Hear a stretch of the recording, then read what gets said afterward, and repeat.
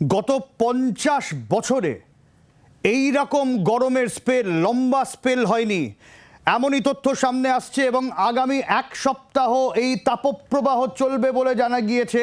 এবং দক্ষিণে যে দহন জ্বালা 50 বছরের রেকর্ড ভেঙে দিয়েছে এখনো পর্যন্ত আবহাওয়া দপ্তরের তরফে, সেই খবর পাওয়া যাচ্ছে। এবং এই যে লম্বা স্পেল, এইটা গত 50 বছরেও হয়নি বলে আলিপুর আবহাওয়া দপ্তর জানিয়েছে। এবং আগামী এক সপ্তাহ এখানেই শেষ নয়, রবি সোম মঙ্গলে শেষ নয়, আগামী এক সপ্তাহ ধরে তাপপ্রবাহ চলবে বলে আলিপুর আবহাওয়া দপ্তরের তরফ থেকে জানানো হয়েছে। 50 বছরের রেকর্ড কীরকম ভাঙলো এই গরম আমরা জানার চেষ্টা করব। রনয় রয়েছেন আমাদের সঙ্গে, রনয়ের কাছ থেকে জানবো ঠিক কি জানানো হচ্ছে রনয় হাওয়া অফিসের তরফ থেকে। দেখো, এই যে এপ্রিল মাস, এই এপ্রিল মাসে বিগত বছরে কি এই ধরনের গরম দেখা গেছে? কারণ আজকে কলকাতার সর্বোচ্চ তাপমাত্রা 40.2 ডিগ্রি, যা আগামী দিনে 41 ডিগ্রিতে ছুঁই হতে পারে, এমনটাই কিন্তু আমরা আলিপুর আবহাওয়া দপ্তর সূত্রে জানতে পারছি।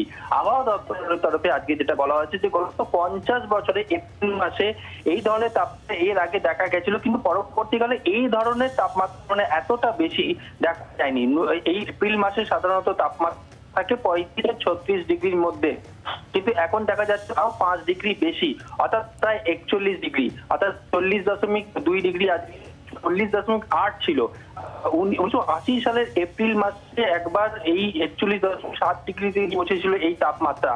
তারপর 1980 পর 2013 সালে তখনও কিন্তু দেখা গেছিল 41 ডিগ্রি। 2016তেও চরম তাপমাত্রা দেখা গেল। এতটা দীর্ঘমেয়াদী কিন্তু রনয় তাপমাত্রা ঠিক আছে, বিভিন্ন সময় রেকর্ড ভেঙেছে, কিন্তু এইভাবে লম্বা সময় ধরে এইরকম গরম, এইরকম তাপপ্রবাহ, এইটা তো মানে আগে তো কখনো দেখেছি বলে আমার অন্তত মনে পড়ছে না। একদমই সেটাই। দেখো, আলিপুর আবহাওয়া দপ্তরের তরফেও কিন্তু তেমনটাই জানানো হয়। তারাও যেমনটা জানাচ্ছিলেন যে 1980 সালের এপ্রিল মাসে এরকম তাপমাত্রা দেখা গেছিল। আর এর আগেও আমরা দেখেছি গত বছরে যে এপ্রিল মাসে সাধারণত কালবৈশাখী ঝড় হয়ে থাকে বা বৃষ্টি হয় বা ঝোড়ো হাওয়া, এক্ষেত্রে কিন্তু এখনো পর্যন্ত সেরকম কিন্তু কোনো কিছুই আওয়াজ নেই। যদিও তোমার উত্তরবঙ্গের যে কয়েকটি জেলা অর্থাৎ দার্জিলিং এবং কালিম্পংয়ের পার্বত্য অঞ্চলে সেখানে সামান্য বৃষ্টি হওয়ার সম্ভাবনা রয়েছে।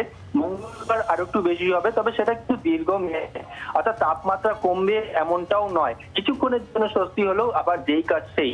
তবে কলকাতাতে এই মুহূর্তে বৃষ্টি হওয়ার কোনো সম্ভাবনা নেই।